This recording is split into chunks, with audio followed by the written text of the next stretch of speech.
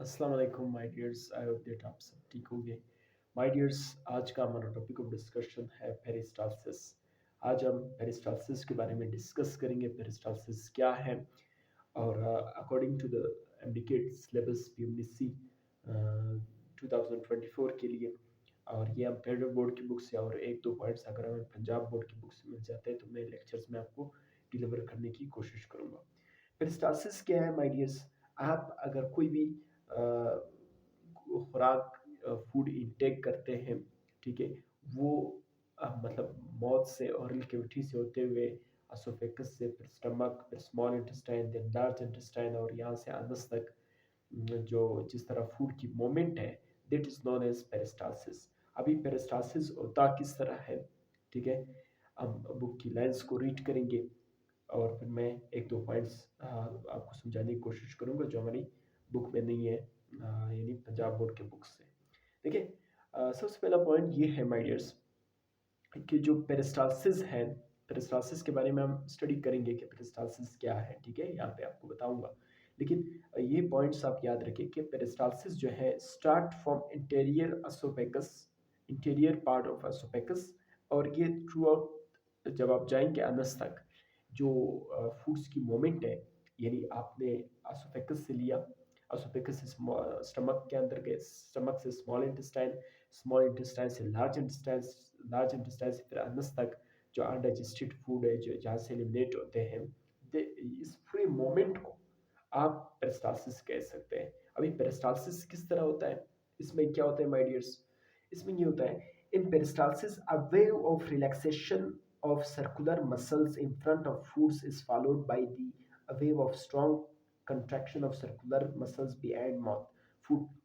लेकिन इस लाइन को समझाने से पहले मैं आपको यहाँ पे बताता चलूँ, जिस तरह मैंने पिछले वीडियोस में आपको बताया कि हमारे अंदर जो गैस्ट्रो इंटेस्टाइनल ट्रैक है, गैस्ट्रो इंटेस्टाइनल ट्रैक क्या था, माउथ से लेकर अनस तक जो पूरा ट्रैक है जिसमें फूड्स की मूवमेंट होती है, that is known as gastro intestinal track.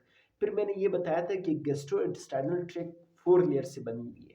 अगर हम एसोफेगस ले लें या स्टमक ले लें या स्मॉल इंटेस्टाइन या लार्ज इंटेस्टाइन, वो 4 लेयर से मिलकर बनी है। जो सबसे अंदर वाली लेयर है that is known as mucosa, जो उसके बाद है that is known as submucosa, जो थर्ड वन है that is known as muscularis, और जो सबसे आउटर वन है that is known as serosa, ठीक है। और जो मेस्कुलरस है, फिर मैंने कहा था कि मेस्कुलरस जो है, जो लेयर्स है, उसके अंदर दो तरह के सर्कुलर मसल्स आपको नजर आएंगे और लॉन्गिट्यूडनल मसल आपको मेस्कुलरस के अंदर नजर आएंगे।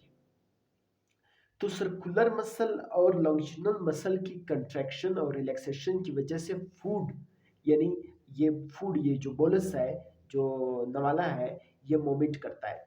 मस्कुलरिज्म के अंदर जो सर्कुलर और लॉन्गिट्यूडनल मसल है, जो थर्ड लेयर है गैस्ट्रोइंटेस्टाइनल ट्रैक का, उसके अंदर जो सर्कुलर और लॉन्गिट्यूडनल मसल्स है, उसके अंदर ये फूड्स की मूवमेंट होती है, ठीक है, इसकी कंट्रैक्शन और रिलैक्सेशन की वजह से। अभी किस तरह in peristalsis a wave of relaxation, एक वेव ऑफ रिलैक्सेशन यानी मसल रिलैक्स हो रहे और कंट्रैक्ट हो रहे, circular muscles in front of food, ठीक है।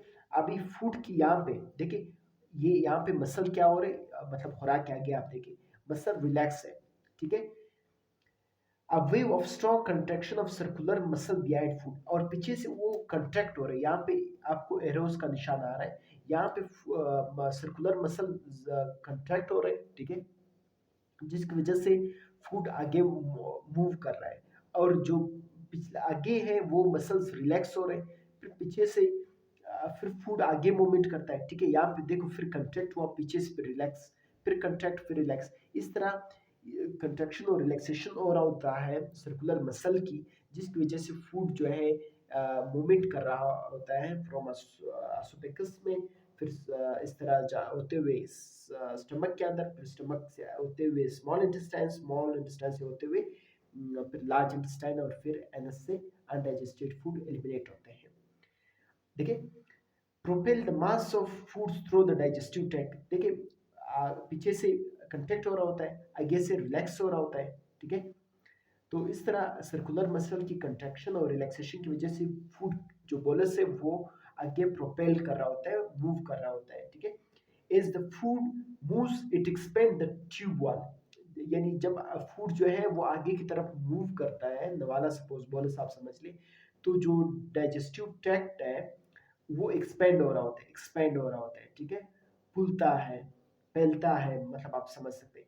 द एक्सपेंशन स्टिमुलेट पेरिस्टालसिस, और ये एक्सपेंशन पेरिस्टालसिस मूवमेंट को स्टिमुलेट कर रहा होता है। पेरिस्टालसिस मूवमेंट क्या है? ये जो एक मसल की कंट्रैक्शन और रिलैक्सेशन, कंट्रैक्शन और relaxation, that is known as peristalsis.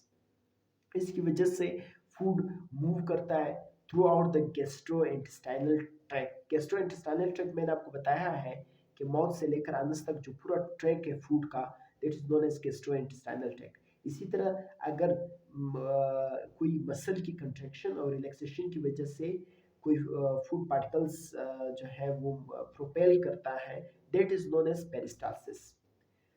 Sometimes the peristalsis become opposite in direction called antiperistalsis that leads to vomiting.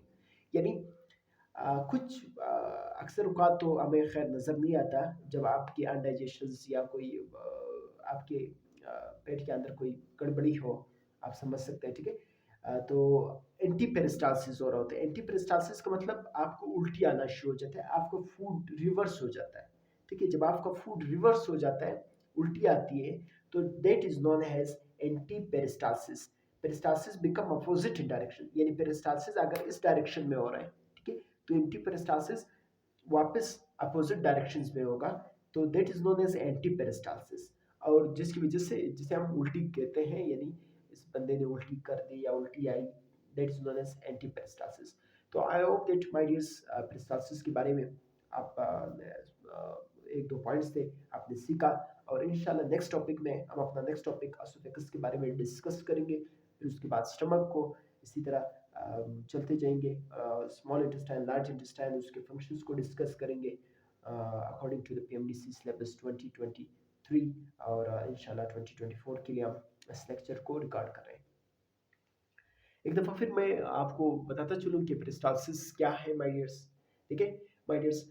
अगर किसी भी मसल्स के अंदर फूड की यानी गैस्ट्रोइंटेस्टाइनल ट्रैक्ट के अंदर फूड की मूवमेंट हो रही हो, प्रोपेल हो रहा हो, ठीक है, उससे सर्कुलर मसल और लॉन्गिट्यूडिनल मसल की कंट्रैक्शन हो रही होती है, वो कंट्रैक्ट कर रहे होते हैं, रिलैक्स हो रहे होते हैं, कंट्रैक्ट रिलैक्स, ठीक है। तो जिसकी वजह से फूड जो है वो प्रोफेल कर रहा होता है इन गैस्ट्रोइंटेस्टाइनल ट्रैक्ट के अंदर, that is known as peristalsis. और अगर ये अपोजिट इन डायरेक्शन हो peristalsis, that is known as anti peristalsis, जिसकी वजह से वॉमिटिंग यानी उल्टी होती है। I hope that my dears you can better understand about peristalsis. इंशाल्लाह नेक्स्ट वीडियो में नेक्स्ट टॉपिक को डिस्कस करेंगे। तब तक के लिए अपने उस्ताद वकील मत को इजाज़त दीजिए। अल्लाह हाफ़िज़।